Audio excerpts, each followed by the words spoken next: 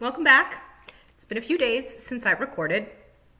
I kind of took the Easter weekend off. I hope you guys had a nice weekend as well. Also, we just celebrated Passover, so that's pretty cool. Please press pause. Go wash your hands. Okay, I'm assuming you are done. So let's get started. We are still in what chapter is this? Chapter 7, maybe? It's such a long chapter. Chapter 7, yep. Still first sight and second thoughts. But we will definitely finish this today and maybe even start chapter 8. So we'll see. Okay. This died away, and a cloud of dust dropped from the roof, and there was silence. "Let's go!" cried Rob Anybody. As one Feagle, the pixies swarmed down the galleries and across the floor and up the slopes to the hole. In a few seconds, the chamber was empty, except for the Gonagle and Fionn. "Where have they gone?" said Tiffany. "Ugh, they just go," said Fionn, shrugging. "I'm going to stay here and look after the fire. Someone ought to act like a proper Kelda." She glared at Tiffany. "I hope you do find a clan for yourself soon, Fionn," said Tiffany sweetly. The pixie scowled at her. "They'll run around for a while, maybe stun a few bunnies and fall over a few times," said William. "They'll slow down when they find out that they don't ken what they're supposed to do yet." "Do they always just run off like this?" Well, Rob Anybody doesn't want to talk too much about Marion," said William, grinning. "We have a lot in common in that respect," said Tiffany. She pulled herself out of the hole and found the toad waiting for her. "I listened in," he said. "Very well done. Very clever. Very diplomatic." Tiffany looked around. There were a few hours to sunset, but the shadows were already lengthening. "We'd better be going," she said, tying on her apron. "And you're coming, Toad." "Well, I don't know much about how to get into," the toad began, trying to back away. But toads can't back up easily, and Tiffany grabbed him and put him in her apron pocket. She headed for the mounds and stones. "My brother will never grow up," she thought as she ran across the turf. "That's what the old lady says. How does that work? What kind of place is it where you never grow up?" The mounds got nearer. She saw William, and not as big as medium-sized Jock, but bigger than wee Jock, running along beside her, but there was no sign of the rest of the Nakmacfeagle. And then she was among the mounds. Her sisters had told her that there were dead kings buried under there, but it had never frightened her. Nothing on the downs had ever frightened her. But it was cold here. She'd never noticed that before. Find a place where the time doesn't fit. Well, the mounds were history. So were the old stones. Did they fit here? Well, yes, they belonged to the past, but they'd ridden on hills for thousands of years. They'd grown old here. They're part of the landscape. The low sun made the shadows lengthen. That was when the chalk revealed its secrets. At some places, when the light was right, you could see the edges of old fields and tracts. The shadows showed up what brilliant noonlight could not see. Tiffany had made up noonlight. She couldn't even see hoof prints. She wandered around the trilithons, which looked a bit like huge stone doorways, but even when she tried walking through them both ways, nothing happened. This wasn't according to plan. There should have been a magic door. She was sure of that. A bubbling feeling in her ear suggested that someone was playing the mouse pipes. She looked around and saw William McGonagall standing on a fallen stone. His cheeks were bulging, and so was the bag of mouse pipes. She waved at him. "Can you see anything?" she called. William took the pipe out of his mouth and the bubbling stopped. "Oh, aye," he said. "The way to the Queen's Land?" "Oh, aye." "Well, would you care to tell me?" "I didna need to tell a Kelda," said William. "A Kelda would see the clear way herself." "But you could tell me." "Aye, and you could have said please," said William. "I am 96 years old. I'm not a dolly in your dollhouse. Your granny was a fine woman, but I'll no be ordered around by a wee chit of a girl." Tiffany stared for a moment and then lifted the toad out of her apron. "Chit?" she said. "It means something very small," said the toad. "Trust me." "He's calling me small?" "I'm bigger on the inside," said William, "and I dare say Your da would not be happy if a big giant of a wee girl came stamping around ordering him about. The old Kelda ordered people about. Aye, because she'd earned respect. The Gongal's voice seemed to echo around the stones. Please, I don't know what to do, wailed Tiffany. William stared at her. Well, you're not doing too badly so far, he said in a nicer tone of voice. You got rob anybody out of a marrying and without breaking the rules, and you're a game lass. I'll give you that. You'll find the way if you take your time. Just don't stamp your foot and expect the world to do your bidding. All you're doing is shouting for sweeties, you ken. Use your eyes. Use your head. He put the pipe back in his mouth, puffed his cheeks until the skin bag was full, and made Tiffany's ears bubble again. What about you, Toad? Said Tiffany. You're on your own, I'm afraid, said the Toad.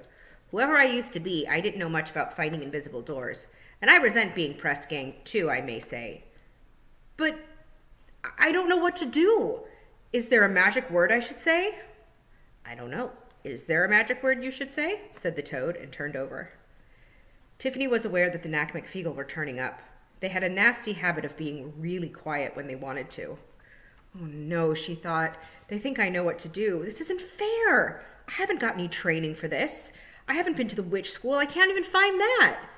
The opening must be somewhere around here. There must be clues, but I don't know what they are. They're watching me to see if I'm any good, and I'm good at cheese, and that's all. But a witch deals with things. She put the Toad back in her pocket and felt the weight of the book, Diseases of the Sheep. When she pulled it out, she heard a sigh go up from the assembled pixies. They think words are magical. She opened the book at random and frowned. Cloggets, she said aloud. Around her the pixies nodded their heads and nudged one another. Cloggets are a trembling of the grebes in hoggets, she read, which can lead to inflammation of the lower pasks. If untreated, it may lead to a more serious condition of sloke. Recommended treatment is the daily dosing with turpentine until there is either no longer any trembling or turpentine or sheep. She risked looking up. The Feagles were watching her from every stone and mound. They looked impressed. However, the words in Diseases of the Sheep cut no ice with magic doorways. Scrabbity, said Tiffany. There was a ripple of anticipation. Scrabbity is a flaky skin condition, particularly around the lollets. Turpentine is a useful remedy. And then she saw, out of the corner of her eye, the teddy bear. It was very small, and the kind of red you don't quite get in nature. Tiffany knew what it was. Wentworth loved the teddy bear candies. They tasted like glue mixed with sugar and were made of 100% artificial additives. Ah, she said aloud. My brother was certainly brought here. This caused a stir. She walked forward, reading aloud about Garget of the nostrils and the staggers, but keeping an eye on the ground. And there was another teddy bear, green this time and quite hard to see against the turf. Okay, Tiffany thought. There was one of the 3 stone arches a little way away, 2 big stones with another one laid across the top of them. She'd walked through it before and nothing happened. But nothing should happen, she thought. You can't leave a doorway into your world that anyone can walk through. Otherwise, people would wander in and out by accident. You'd have to know it was there. Perhaps that's the only way it would work. Fine. Then I'll believe that this is the entrance. She stepped through and saw an astonishing sight. Green grass, blue sky became pink around the setting sun, a few little white clouds late for bed, and a general warm, honey-colored look to everything. It was amazing that there could be a sight like this. The fact that Tiffany had seen it nearly every day of her life didn't make it any less fantastic. As a bonus, you didn't even have to look through any kind of stone arch to see it. You could see it by standing practically anywhere. Except something was wrong. Tiffany walked through the arch several times and still wasn't quite sure. She held up a hand at arm's length, trying to measure the sun's height against the horizon. And then she saw the bird. It was a swallow hunting flies, and a swoop took it behind the stones. The effect was odd, almost upsetting. It passed behind the stone, and she felt her eyes move to follow the swoop, but it was late. There was a moment when the swallow should have appeared, but it didn't. Then it passed across the gap, and for a moment was on both sides of the other stone at the same time. Seeing it made Tiffany feel that her eyeballs had been pulled out and turned around. Look for a place where the time doesn't fit. The world seen through that gap is at least 1 second behind the time here, she said, trying to sound as certain as possible. I know this is the entrance. There was some whooping and clapping from the Nack-McFeagle, and they surged across the turf toward her. That was great, and that ring you did, said Rob Anybody. I didn't understand a single word of it. Aye, it must be a powerful language if you cannot make out what the hell is going on, said another pixie. You've definitely have got the makings of a Kelda mistress, said not as big as Medium Jock, but bigger than Wee Jock. Aye, said Daft Willie. It was smashing the way you spotted them candies and didn't let on. We didn't think you were going to see the green one too. The rest of the pixies stopped and glared at him. What did I say? What did I say? He said. Tiffany sagged. You all knew that was the way through, didn't you? She said. Oh, aye, said Rob Anybody. We ken that kind of stuff. We used to live in the Queen's country, you ken, but we rebelled against her evil rule. And we did that, and then she threw us out on account of being drunk and stealing and fighting all the time, said Daft Willie. It wasn't like that at all, said Rob Anybody. And you were waiting to see if I could find the right way, said Tiffany, before a fight could start. Aye, you did well, lassie. Tiffany shook her head. No, I didn't, she said. I didn't do any real magic.